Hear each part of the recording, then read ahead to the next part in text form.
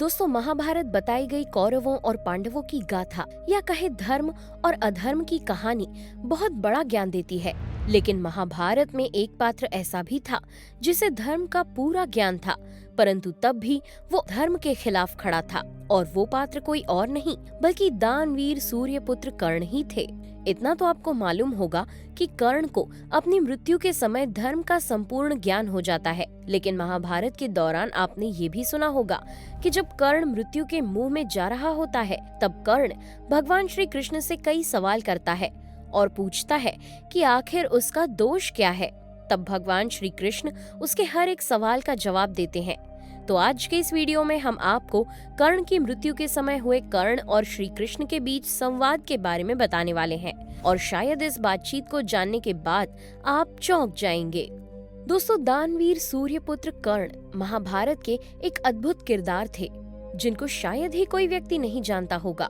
पर जो व्यक्ति कर्ण को न भी जानता होगा तो उसने भी सूर्यपुत्र कर्ण की गाथाओं को किताबों में जरूर सुना होगा, क्योंकि उनकी महाभारत से जुड़ी हुई कथाएं आज भी बहुत ज्यादा प्रचलित हैं, जो कई लोगों के लिए तो प्रेरणा का कारण भी बनी हुई है। तो अब सबसे पहले हम बात करने वाले हैं अपने मृत्यु के समय दानवीर सूर्यपुत्र कर्ण के द्वारा भगवान श्री कृष्ण से पूछे गए सवालों के बारे में और भगवान श्री के द्वारा सूर्यपुत्र कर्ण को दिए गए जवाबों के बारे में, जो वाकई हैरानी से भरे हुए हैं।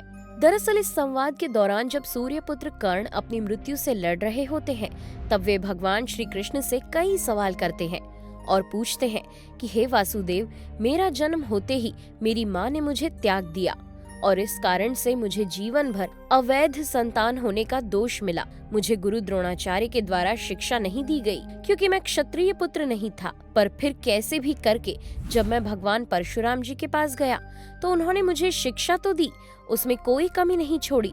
पर जब मैंने पूर्ण शिक्षा प्राप्त कर ली तब एक दिन उनको मेरे बारे में पता चल गया और उन्होंने मुझे श्राप दे दिया कि जब भी तुम्हें शिक्षा की सबसे ज्यादा जरूरत होगी तब तुम अपना सारा ज्ञान खो बैठोगे। क्योंकि उनके अनुसार मैं क्षत्रिय नहीं था, तो क्या ये गलत नहीं और इसमें मैं कहाँ गलत हूँ। फिर इसके बाद अंगराज कर्ण कहते हैं, और हाँ, मुझे एक और बात आपको बतानी है कि जब मैं एक बार तीर कमान चलाना सीख रहा था तब गलती से मेरा बाण एक गाय को जा लगा था और उस गाय के स्वामी ने मुझे श्राप दे दिया था। साथ ही साथ कर्ण कहते हैं कि अब आप स्वयं ही बताइए वासुदेव जी कि इसमें मेरी कहाँ गलती थी, उनका श्राप मुझे क्यों झेलना पड़ रहा है, और क्या जो द्रौपदी के स्वयंवर में मेरा मजाक बनाया गया वो ठीक था और मुझे सारथी का पुत्र कहा गया। अंत में मुझे जब माता कुंती ने मेरे जन्म का रहस्य बताया भी सही, लेकिन उस रहस्य को बताने के समय भी उन्होंने मुझसे एक वचन मांग लिया कि मैं अर्जुन को छोड़कर उनके किसी भी पुत्र को किसी भी प्रकार की हानि नहीं पहुंचाऊंगा, और मैंने उसे हंसते हंसते स्वीकार कर लिया। तो इसमें भी मैं कहाँ गलत हूँ। इतने अपमान के बाद भी मुझे जो कुछ भी मिला था वो सभी दुर्योधन से या दुर्योधन के कारण ही मिला था। तो अब आप ही बताइए कि अगर मैं युद्ध में दुर्योधन की तरफ से लड़ा तो इसमें मेरी क्या गलती है वासुदेव। इतना सब सुनने के बाद फिर भगवान श्री कृष्ण मुस्कुराते हुए जवाब देते हैं और उनके जवाब को सुनने के बाद आप स्वयं ही दंग रह जाएंगे। असल में भगवान श्री कृष्ण ने कहा कि कर्ण, मेरा जन्म कारागार में हुआ था और वो भी उस कारागार में जिस कारागार के बाहर मेरी मृत्यु मेरा बहुत ही बेसब्री से प्रतीक्षा कर रही थी। उसके बाद श्री कृष्ण आगे कहते हैं कि जिस प्रकार तुम अपने माँ बाप से दूर हुए थे, ठीक उसी तरह मुझे भी जन्म होने के तुरंत बाद ही अपने माता पिता के द्वारा ही उनसे दूर कर दिया गया था, क्योंकि मेरे मामा कंस ही मुझे मारना चाहते थे। इतना ही नहीं बल्कि श्री कृष्ण कर्ण से कहते हैं कि तुम्हारा बचपन तो फिर भी तलवारों, रथ, धनुष और बिना किसी परेशानी के गुजरा है, पर वहीं अगर तुम मेरे बचपन की ओर देखोगे तो मुझे तो केवल ग्वाले की गौशाला मिली, गाय का गोबर मिला, और तो और तुम तो पूरी तरह सुरक्षित थे।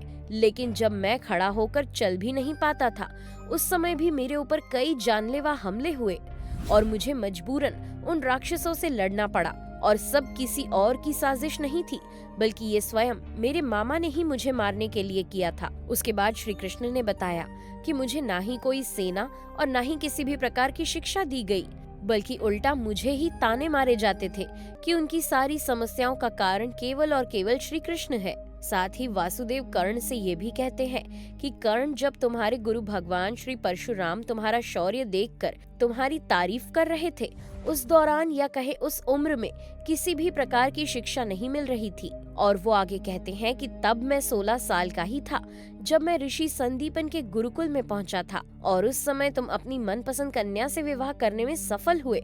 लेकिन मेरा क्या, मैंने जिस कन्या को पूरी लगन और पूरी सच्चाई के साथ प्रेम किया, वो मुझे कभी नहीं मिली। और तो और मुझे उस कन्या से विवाह करना पड़ा जिनको मेरी चाहत थी, और तो और उनसे भी जिनको कि मैंने राक्षसों के कब्जे में से बचाया था। और साथ ही श्री कृष्ण बताते हैं कि मुझे तो मेरे पूरे समाज को जरासंध से बचाने के लिए यमुना तक को छोड़कर बहुत दूर समुद्र किनारे पर बसना पड़ा था, और जिस कारण से मुझे रण से तक पलायन करना पड़ा था, और इसी वजह से मुझे रण छोड़ भी कहते हैं। फिर श्री कृष्ण एक बार और मुस्कुराते हैं और कर्ण से कहते हैं कि कर्ण, अगर ये युद्ध दुर्योधन जीत भी जाता है तो तुम्हें इस बात का बहुत श्रेय मिलेगा, पर ये युद्ध अगर धर्मराज युधिष्ठिर जीतते हैं तो मुझे कुछ नहीं मिलने वाला।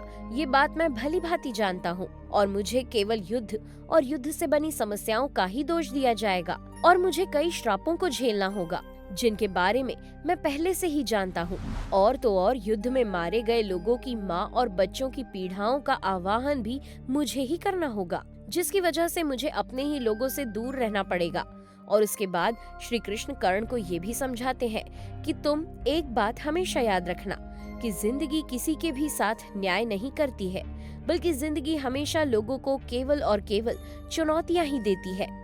अगर दुर्योधन ने अन्याय का सामना किया है तो धर्मराज युधिष्ठिर ने भी तो अन्याय को भुगता ही है, लेकिन सत्य धर्म जो है वो तुम भली भांति जानते हो। और हाँ, फिर कितना भी अपमान हो, जो तुम्हारा अधिकार है तुम्हें ना मिले तो कोई बात नहीं, बल्कि महत्व तो इस बात का है कि तुम आखिर उस संकट की घड़ी का सामना उस समय किस प्रकार से करते हो। साथ ही श्री कृष्ण कहते हैं कि रोना धोना बंद करो कर्ण, क्योंकि अब तुम्हारी मृत्यु निश्चित है और मैं तुम्हें चाहकर भी नहीं बचा सकता। मैंने तुमसे पहले ही कहा है कि जिंदगी सबको चुनौतियां देती है, पर आज तुम हार गए। ऐसे में कर्ण श्री कृष्ण से दोबारा एक सवाल करता है कि भगवान, पर मेरे सामर्थ्य का क्या? तो इसका उत्तर देते हुए श्री कृष्ण कहते हैं कि तुम्हारा सबसे बड़ा सामर्थ्य तुम्हारी मृत्यु ही तो है, कि जो अर्जुन को तुम्हें छल से मारना पड़ रहा है, यही सबसे बड़ी सामर्थ्य की बात है। श्री कृष्ण बताते हैं कि आज किस तरह तुम्हारा रथ उस भूमि में फंस गया था और तुम्हें उसका पहिया तो निकालना ही पड़ता, और तुमने वही किया।